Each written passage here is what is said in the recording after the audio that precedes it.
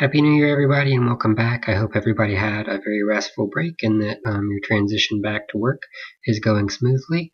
I just wanted to touch base because it has been quite a while since we've seen each other or talked to each other, and I wanted to let you know what was going on, when we would be meeting next, and what sorts of things you should be working on in the interim. So the first thing is that I have heard from a couple of you that there's an impression that we are meeting tomorrow evening. We do not have a meeting tomorrow. If you go to the Career Academy, you'll end up sitting in on the ESOL class because we do not have a gifted class. I think I said at our last in-person meeting that we wouldn't meet again until January the 8th, and I meant we didn't have more assignments due until January the 8th. We actually don't have another in-person meeting until February the 5th, and that will be the final meeting for the assessment course. All the modules, all the work that we have to do right now will be done online through Moodle. So right now, tomorrow, topic 6 is due, so you should have posted to group 3's formative and summative, but I don't think they've had a chance to post yet. Let's take a quick look.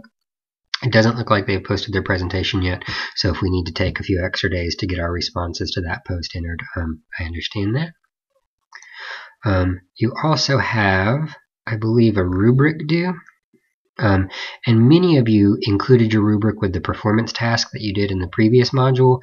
If you'll do me a favor and just go ahead and submit an assignment here, and you can write a Word doc that says, I submitted my rubric with my performance task, and just submit it. And what that'll do is that'll help me a lot when I go to try and grade everything and making sure that everybody's got a grade in every single section, and we won't have any of those problems where I've missed something that you've tried to submit. You also have an article to read and then to do a quick summary of. So this is kind of a fuller week than we've had previously, so if you need a couple of extra days, feel free to take it. One-page article summary, summarize, draw some conclusions or critique the article, and then talk about the classroom applications. The summarization really should only be about a paragraph. I'm really more interested in the conclusions you can draw on the application to your classroom. And that's due tomorrow. If you need to take a couple of extra days to get those done, please do that. Due next week, it's going to be a very similar set of assignments. Our last group, Performance First Portfolio Assessment, will post their presentation and we'll comment on it. We're going to compare depth of knowledge versus the 3-story model. And a lot of you have probably had some depth of knowledge training recently because a lot of it came out with Common Core and assigning depth of knowledge categories to all of our Common Core standards.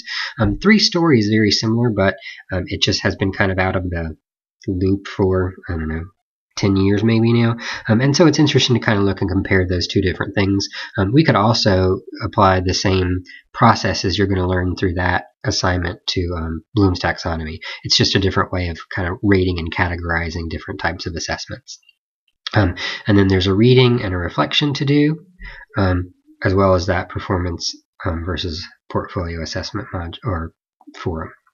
In module 8, this I am actually getting rid of because we did not have a group for that, so I'll get rid of that as soon as I have a chance.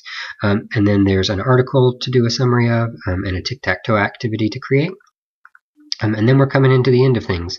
The things you need to be thinking about as we get ready for modules 9 and 10 is that in module 10, your shadowing experience is going to be due. And so you need to make sure that you have been doing the shadowing experience items that were listed. Let's see if we can't find that. So this is the rubrics from the shadowing experience, and during course 2 you're supposed to attend an eligibility team and a parent conference if possible, so make sure you're looking at those bullet points and trying to find an opportunity to do those. If your gifted team at your building is not going to be holding an eligibility team meeting over the next 3 or 4 weeks, we may just need to postpone that and do that as part of the 3rd course, which is not a big deal. We can do that pretty easily. The other big assignment that you need to think about is the last time we met in person, we went through the process of taking and scoring all of those tests and converting those scores to percentiles and holding eligibility committee meetings. And where we left it was that we wanted to have a very short presentation where you were going to present your findings about the student to our class. No longer than 10 minutes. This is really just to get up, tell us what your scores were, tell us what you think that means in terms of the child's giftedness, and tell us what your next steps would be in terms of service, additional testing, or closing out the file and having a conversation with the parent. This is also where we'll practice having those kind of uncomfortable conversations with parents and some of the ways that we can lighten the blow when students don't qualify. Other than that, in our last in-residence meeting, I'm going to give you the rest of the time together to work on your final collaboratively, which is going to be like a series of eligibility team meetings. As always, I know that we are not meeting very much together. We had those 2 really quick meetings together at the beginning, and so we've got this long break in the middle where we don't see each other face to face. So if you're having trouble, if there are things you don't understand, if there are assignments that you need me to explain a little bit better, please let me know. I'd be happy to do that. Thanks.